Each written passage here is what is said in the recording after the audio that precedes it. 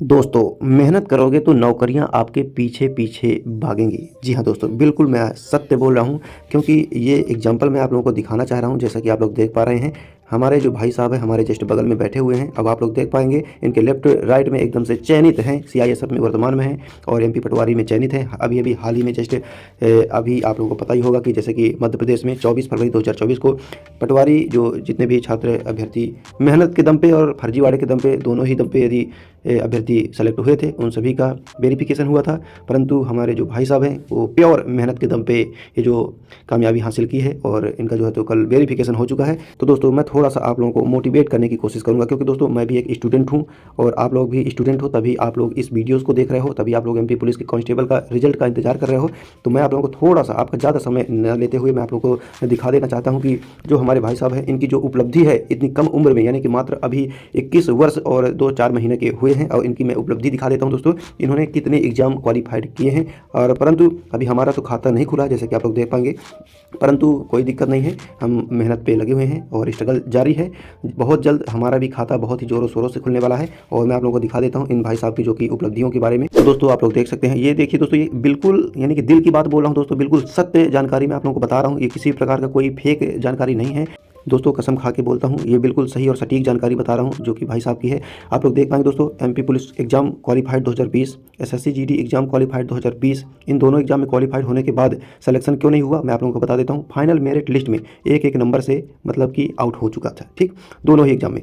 इसके बाद DRDO captain tier 1 qualified 2023, जैसे कि आप लोग देख पाएंगे डीआरडीओ का एग्जाम हुआ था, उसमें ऑल इंडिया रैंक लगी थी। पर दोस्तों दूसरा एग्जाम जो कि टीयर सेकंड का एग्जाम बेंगलोर सेंटर था, और बेंगलोर सेंटर तक जाने के लिए मतलब पर्याप्त साधन और पर्याप्त पैसा ना होने की वजह से उस एग्जाम को मतलब कि छोड़ना पड़ गया। देन इसके बाद आप लोग देख पाएंगे एमपी पटवारी 2022 की जो वैकेंसी थी, और Satna district OBC first merit, ना कि दोस्तों टॉप 10 वाले नहीं हैं, फर्स्ट मेरिट की मैं बात करूँ, यानी कि दोस्तों ओबीसी में, अन्य पिछड़ा वर्ग में सिर्फ सतना जिला में प्रथम मतलब मेरिट में पहला स्थान था। अभी अभी जस्ट 24 फरवरी 2024 को डॉक्यूमेंट वेरिफिकेशन हुआ है कलेक्ट्रेट में, और ये यहाँ भी सेलेक्टेड हो चुके हैं। देन इसके बाद एसएससी जीडी अगेन 2023 में जो कि वैकेंसी आई थी, जैसे कि आप लोगों को पता होगा, क्वालिफाइड हैं और वर्तमान में पदस्थ भी हैं सीआईएसएफ 15 अक्टूबर 2023 से, और अभी फिलहाल ट्रेनिंग चल रही है सीआईएसएफ में छत्तीसगढ़ में। और आप लोग देख पाएंगे इतनी कम उम्र में इतनी उपलब्धियां मैं आप लोगों को और दिखा देता हूं, जो कि एक से एक धुरंधर एग्जाम है, जो कि एसएससी के हैं, जाने माने एग्जाम हैं, जो कि बहुत ही खतरनाक एग्जामों में से एक है। जैसे कि आप लोगों को पता ही होगा एसएससी सीजीएल, जैसे कि आप लोगों को पता होगा कंबाइंड ग्रेजुएट लेवल, जो कि ग्रेजुएशन पास होने के बाद आप लोग इस एग्जाम में बैठ सकते हो। टीयर 1 का एग्जाम जो होता है क्वालिफाइड है, जैसे कि आप लोग देख पाएंगे, मैंने एकदम से सही सटीक जानकारी मैं आप लोगों को बता रहा हूँ, क्योंकि दोस्तों मेरा भाई ही है तो मुझे तो अच्छे तरीके से पता है कौन कौन से एग्जाम क्वालिफाइड किया है, और सब कुछ ये फर्स्ट अटेम्प्ट में ही क्वालिफाइड करता चला गया है, जैसा कि आप लोग देख पाएंगे दोस्तों। और इसके बाद मैं आप लोगों को बता देता हूँ, जो कि मैं आप लोगों को बता देता हूँ दोस्तों, एसएससी सीजीएल जो कि टीयर 2 यानी कि दूसरा एग्जाम जो कि होता है, उसका जो कि एग्जाम सेंटर जबलपुर दिया था, परंतु जो कि भाई साहब की एसएससी जीडी में ट्रेनिंग चल रही थी, सीआईएसएफ में ट्रेनिंग चल रही थी छत्तीसगढ़ में, जो कि वहाँ के जो कमांडेंट थे तो साले छुट्टी नहीं दिए थे, यानी कि मतलब कि सीजीएल टीयर सेकंड के एग्जाम के दिन छुट्टी ना मिल पाने की वजह से वहाँ अटेंड नहीं हो पाया, जिस वजह से वो तो मतलब कि आउट ही मानो, है ना, जब एग्जाम सेंटर ही नहीं पहुँच पाया, छुट्टी ही नहीं मिली, तो आप लोग समझ सकते हो। इसके बाद बहुत दुख हुआ, क्योंकि तैयारी बहुत ज़ोरों शोरों से थी और बहुत ही दुख हुआ।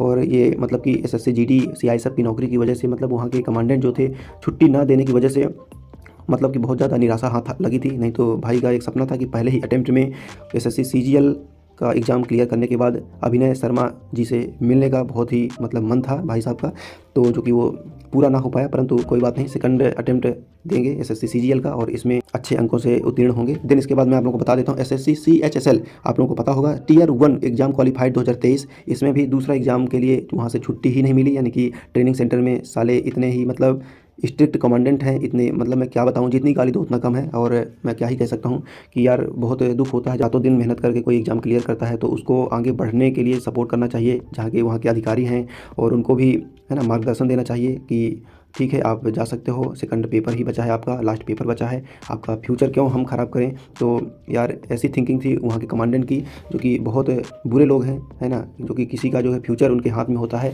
तो वो लोग नहीं चाहते कि ये लोग कांस्टेबल से और भी आगे कोई अधिकारी बने, कोई बड़ी नौकरी हासिल करें। तो ये पर्सनली मुझे बहुत ही बुरा लगा, भाई को भी बहुत ही निराशा हाथ लगी, जो कि छुट्टी ना मिल पाने की वजह से।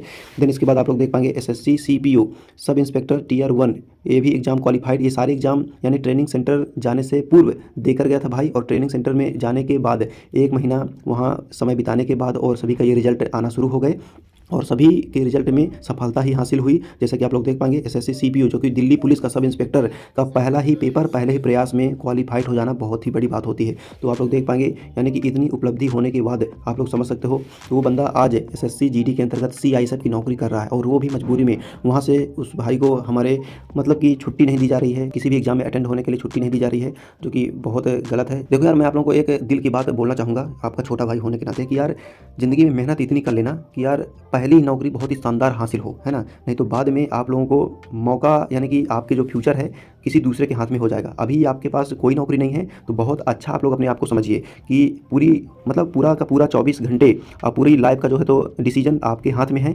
आपको कौन सा पेपर देना है, किस सब्जेक्ट की तैयारी करना है, किस मतलब कि एग्जाम की तैयारी अच्छे तरीके से करना है, क्या नहीं करना है ना। पूरी तरीके से आप लोग पूर्ण रूप से स्वतंत्र होते हो। परंतु जैसे ही आप लोग किसी भी नौकरी में आप सेलेक्ट हो जाते हो और छोटी मोटी नौकरियों में सेलेक्ट हो जाते हो, तो वहाँ उसके बाद आपका जो फ्यूचर है मतलब किसी दूसरे के हाथ में चला जाता है। और जब आपका जो है तो बड़ा कोई एग्जाम क्लियर हो जाता है और मतलब फाइनल और लास्ट स्टेज बचती है, और वहाँ फिर उसके बाद आपको जब छुट्टी नहीं मिलती है उस अधिकारी के द्वारा, तो आपको मतलब कि आपके पैर तले से ज़मीन ही खिसक जाती है दोस्तों। मानो इस तरह की प्रलय हो जाती है, लगता है कि मतलब कि हमारी ज़िंदगी ही मतलब ख़त्म हो गई। आपका जो लक्ष्य है, आपका जो सपना है कुछ बनने का, तो समझ सकते हो कि आपका जो फ्यूचर है, आपका भविष्य है किसी और के हाथों में है। वो अगर अनुमति देगा तभी आप लोग मतलब कि उस एग्ज़ाम अटेंड कर सकते हो, अदरवाइज़ नहीं कर सकते हो। तो यार मैं पर्सनली आप लोगों को यही बोलूँगा कि ज़िंदगी में यार बहुत ज़्यादा इतनी मेहनत कर लेना कि एक बार में ही सफलता हासिल करो और बहुत ही जोरदार, बहुत ही शानदार सफलता हासिल करो। तो इसीलिए हम भी लगे हैं और इतने ज़ोरों शोरों से लगे हैं।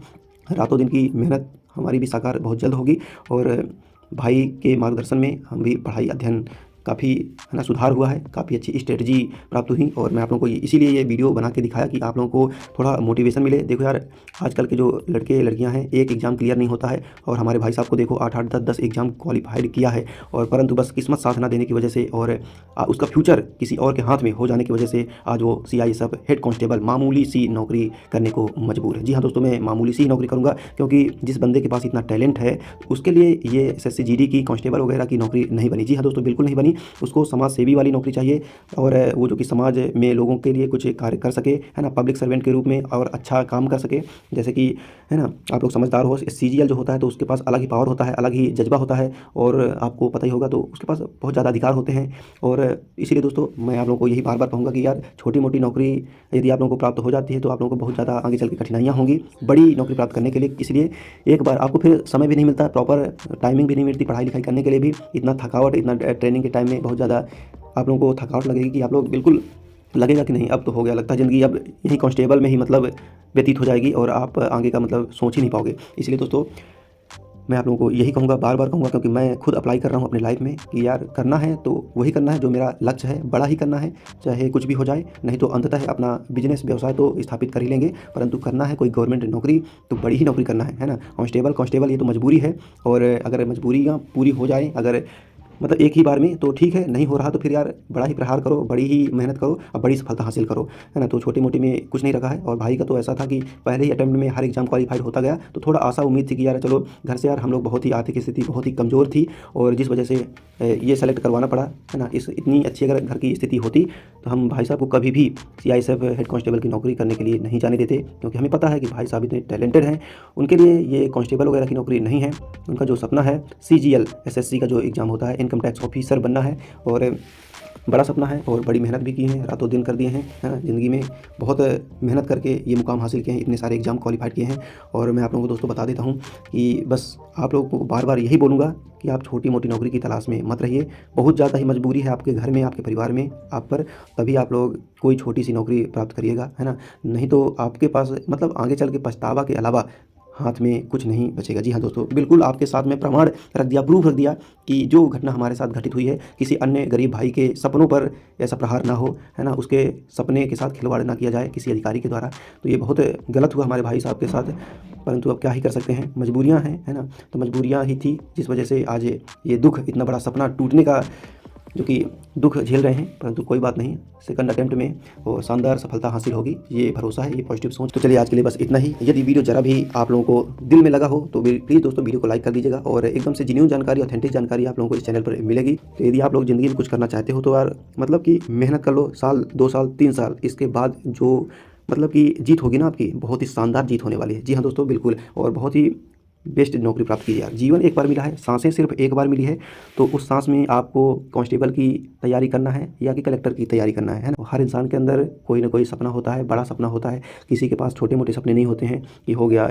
सबको यार आगे बढ़ना चाहता है, आगे डेवलप करना चाहता है, प्रोग्रेस करना चाहता है, परंतु ये जो समाज है, यहाँ के जो कलंकित अधिकारियाँ हैं, तो वो लोग नहीं चाहते कि ये कुछ लोग आगे बढ़ें, है ना।